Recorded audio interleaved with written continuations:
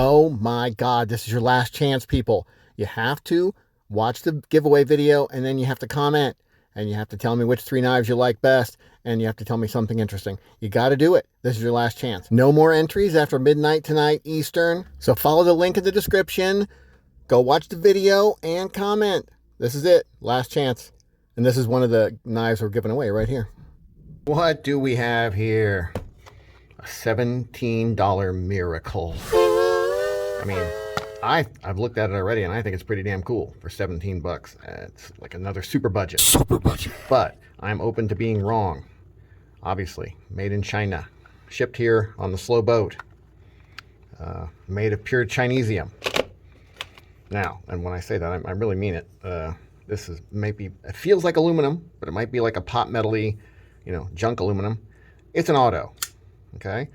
It's got a hollow ground blade. It looks like maybe there's a little bit of issue with the imperfect grind going on near the edge here. But I mean, I don't know, it's not bent. There's no deflection of the blade. It's straight.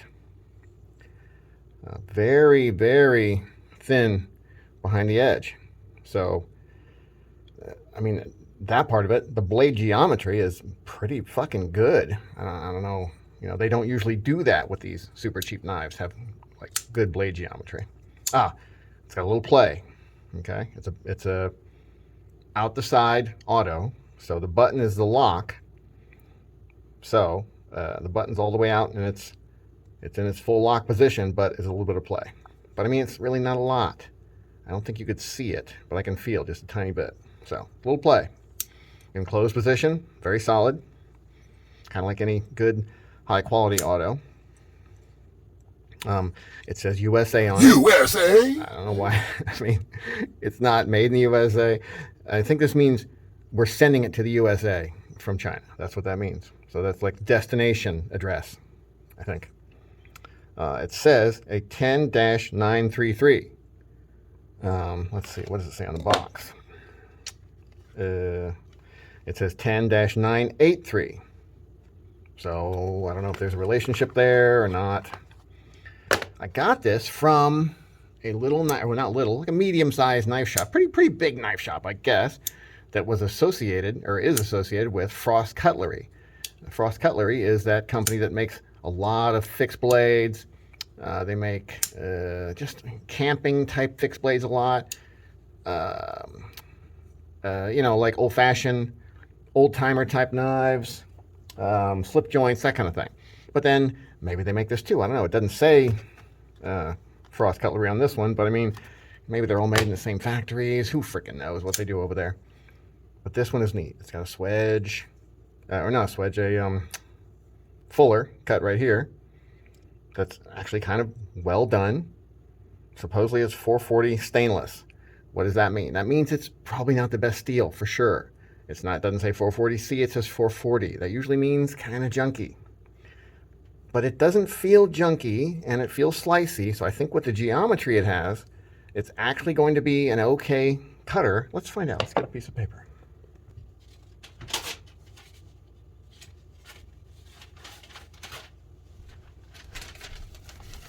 All right, we got this yellow paper here. Let's see. Okay. Maybe a little hiccup right there near the front. Let's see if we can feel anything. Yeah, little hiccup right about there. But not bad. I mean, this is a $17 knife, and it's cutting paper with a little, effort. But it feels sharp. It feels bitey and edgy. It feels good. The little sharpening tool there is actually done well, which, helps you, since you probably will have to sharpen it since it's 440. Look at the tumbled finish on the blade. Even though it's showing some grind marks on it too, which is not optimal for looks. I mean, this is not for looks per se. It's like a fun knife. These aluminum frames are, I think, molded. So they're molded aluminum, which isn't the best. You'd rather have milled aluminum from a chunk.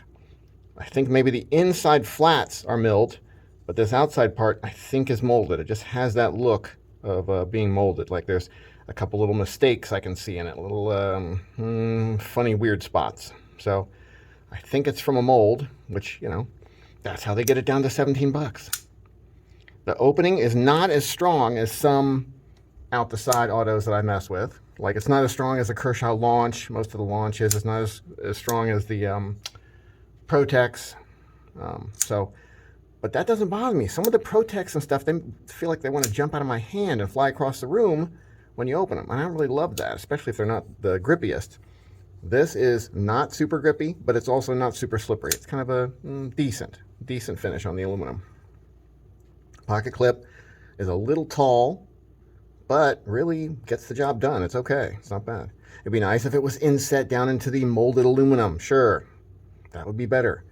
Really, you can probably get, because this looks like a typical bolt pattern, you can probably get an aftermarket cool clip for it for a $17 knife. You could spend 25 bucks on a titanium pocket clip, 30 bucks, whatever they are. I think that'd be cool. I think it's cool. I think it's a good find.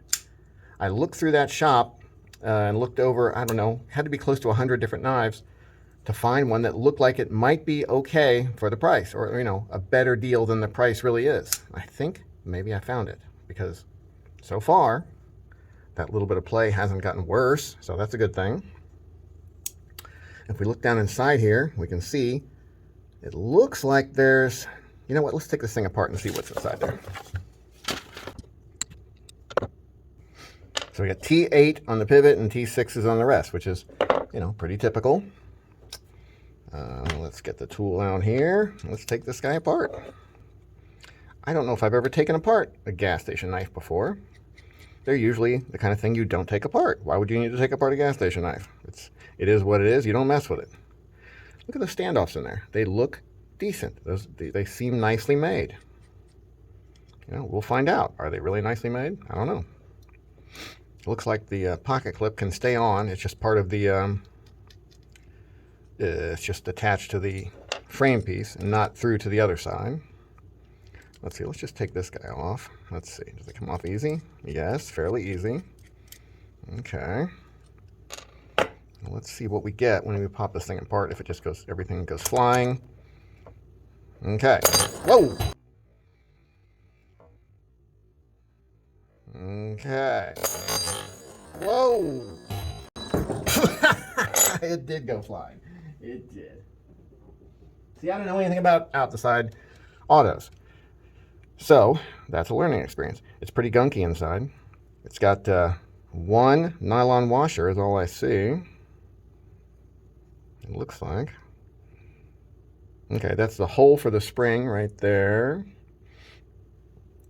Okay, the washer goes on this side.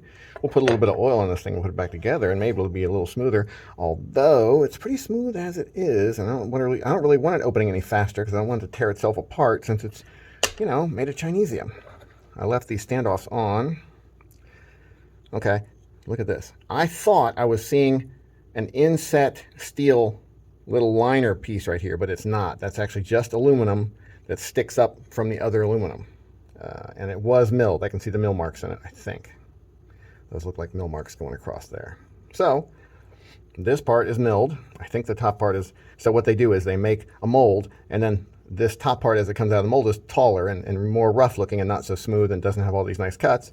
Then they attach it into a little table, whatever, and then they mill it nice and flat and mill these parts in it, or these cutaways in it, so that it's nice and smooth on the part that matters. On the part that you see, it's that molded part that has cool shapes in it, and it's a hell of a lot cheaper than milling it all. Looks like it's been rubbing right here, so that's interesting. I probably opened it, I don't know, 100 times. So in those 100 times it's rubbed right here, and it would be nice if this was steel instead of aluminum.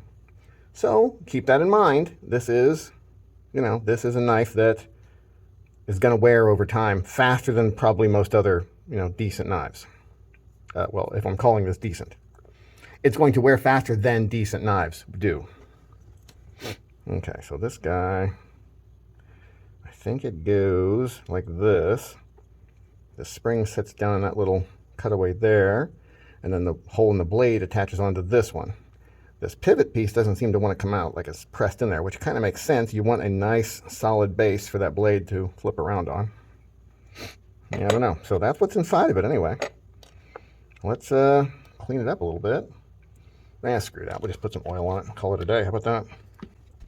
We'll clean it up with oil.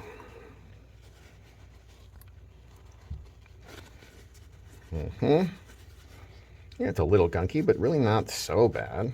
Definitely seen worse. Okay, clean out this area right here. So we're cleaning it as well as putting oil on it at the same time. That's kind of how I clean my guns too. I just kind of smear oil on them while I kind of clean off the old oil at the same time. So that's what we're getting out of that guy. Some gunk, but not too bad. We'll hit the blade the same way. I'll remember to put that nylon washer right back on this side. Okay, right back on there, right back at you. Come on. Okay, so that goes there. What else needs to be cleaned? Anything else? No, not really. Pretty simple design. Okay, so let's see if we can put it back together now. So we drop the spring in here, and then the blade is going this way, and we need to get it. Let's see, where's the hole in the blade? Right there. I think it needs to go this way.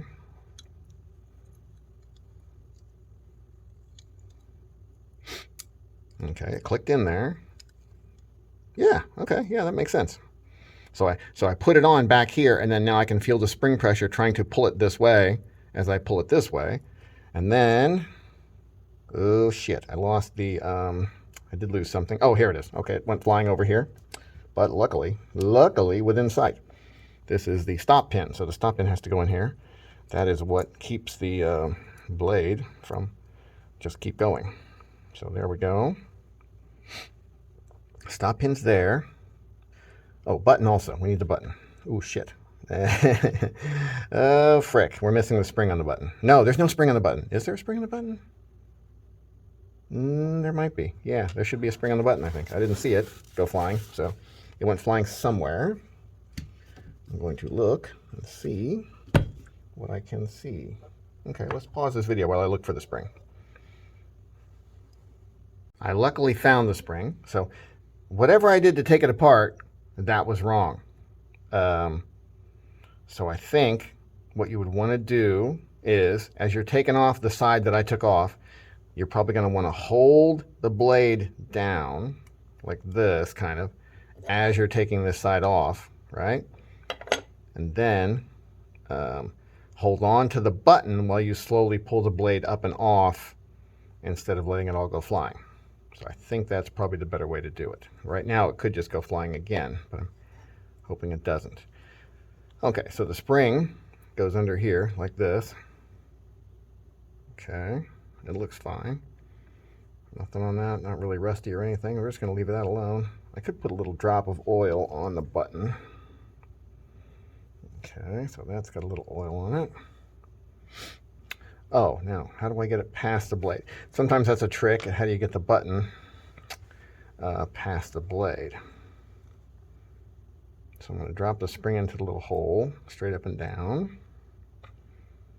I'm going to try and get the button past that and down into the hole. But you, okay, there it goes. All right, so look, the button is down there now. Oh, nope, it keeps coming off. Sometimes the blade will lock the button in place, but on this one, doesn't seem to.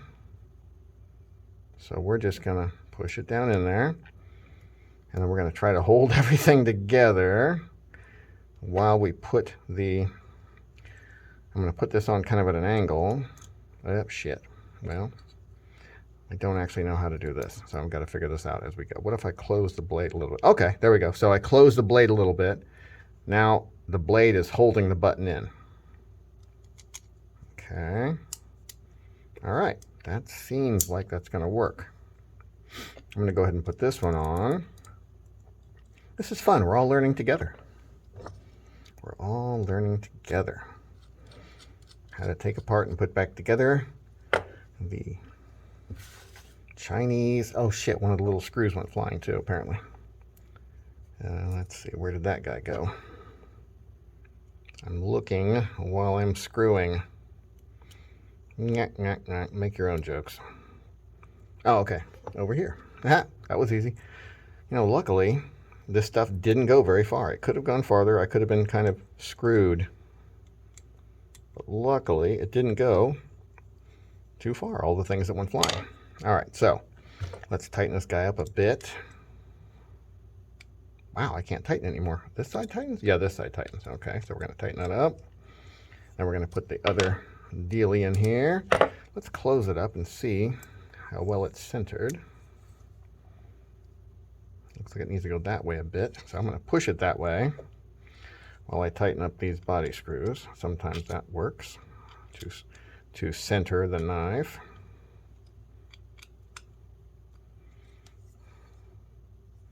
Okay, so I'm pushing it that way while I'm tightening things up.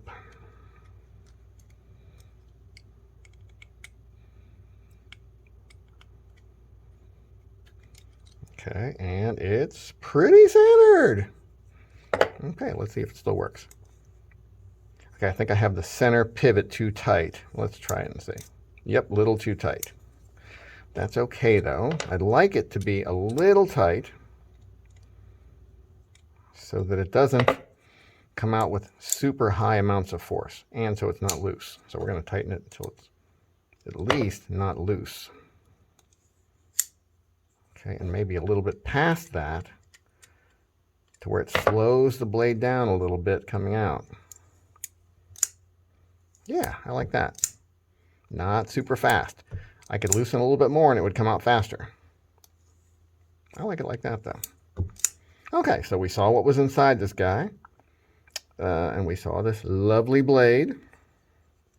And we saw that it's going to wear faster than your average knife because it has no steel up against the blade and no washer on that far side. The blade's just rubbing up against that aluminum. I think the spring itself is kind of supposed to be holding it against that other washer on the other side, but I don't know if it really does. Obviously it doesn't because you can see the wear marks already after only maybe 100 openings tops. So keep that in mind. This is a fun, a fun knife for fun. It's not a heavy duty knife. It's not for, heavy use. It's not for hard use. It's just it's a fun letter opener, box opener. That's what it is. Is it a defensive knife for poking? Not really, no. I mean, be careful with that tip too. That fucker is thin and unsupported. But probably great for slicing and such. Anyway, I like it.